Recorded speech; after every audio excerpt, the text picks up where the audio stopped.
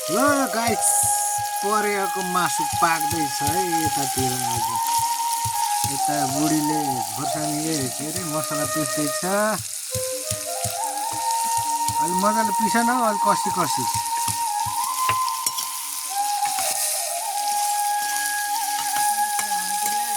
हल्का रुगा मर्की लाग्यो परेवाको मासु खानलाई यहाँ मान्छे धेरैजना आएको छन् यताको पर्दैछन् हाई गाइज भन्छ र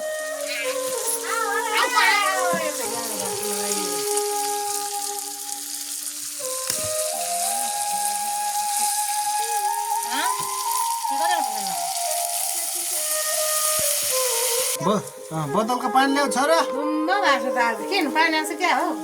बोतलको होइन क्या जर्किनको सार्दा त बुवा पनि आइपुग्नु भयो परेको मासु खानलाई यो पानी चाहिँ पुरै सुकाउनु पर्छ खाना खानु तयारी भयो मकैको भात र परेवाको मासु आज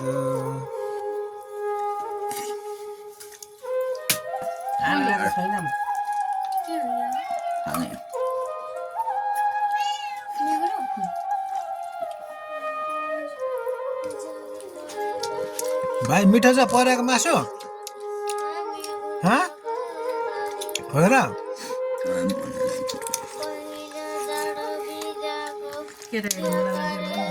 कस्तो छ छोरी परेको मासु हजुर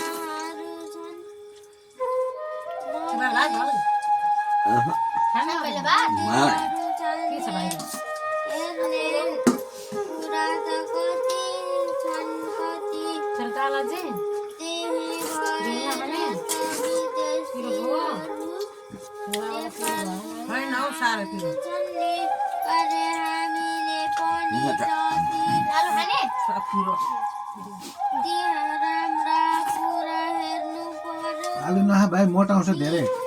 आलु खायो भने सुने छोरो आलु धेरै खायो भने मोटाउँछ है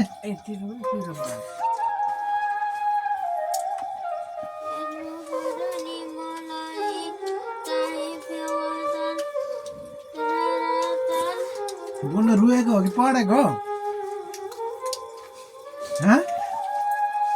रुएको जस्तै आइराखेको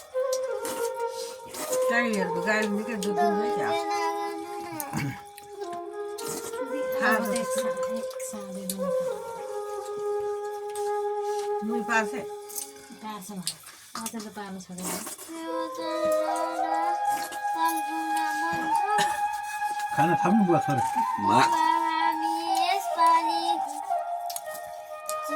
के छ भात पुग्यो माम पुग्यो भाइ मिठो छ परेको मासु मिठो छ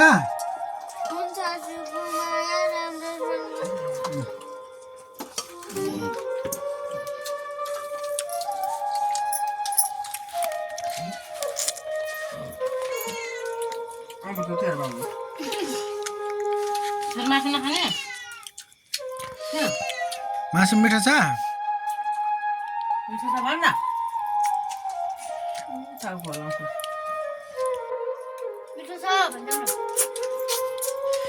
भाइ पुरा मासु तान्नुमा एकदम बिजी छ अहिले कुन चाहिँ ल्याएर खोसेर खाइदियो दिदीले है भाइ है होइन